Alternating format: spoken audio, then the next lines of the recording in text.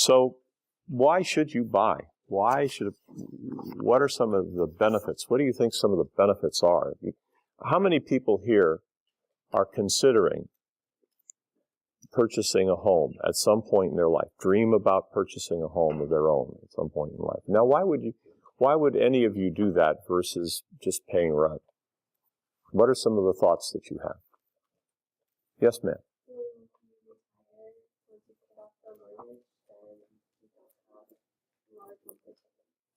Right, you have something.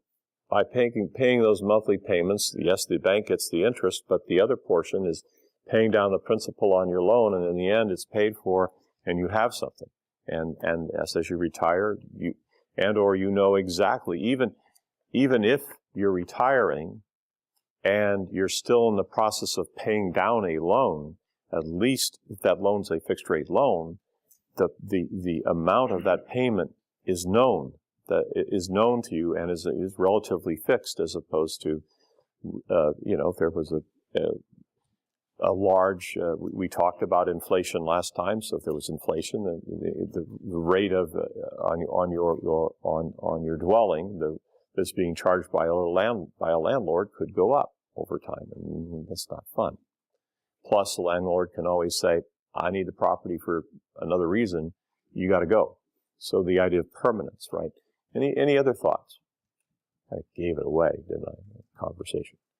All right, but so the permanence, the fixed cost, the fixed housing cost, those are very, very good feelings to get.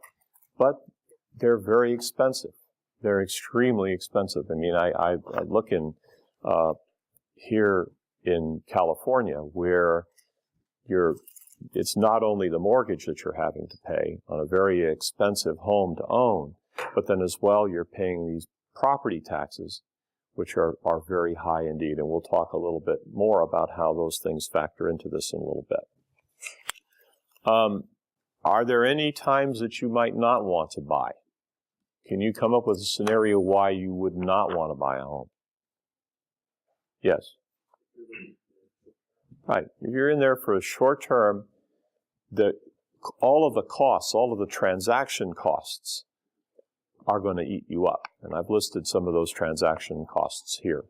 So, and then, also, we're in a very illiquid market. And one of the things that occurs in an illiquid market is the home prices. A home will not sell. There's no Wall Street Journal that says that 123 Main Street is priced today at $125,000. There may be a listing, there may be an owner who hopes to get $125,000 for the home and therefore lists it at that price. But the ultimate result of putting a buyer and a seller together in a negotiation could be a lot of different things depending on the willingness of the buyer and the seller within that negotiation.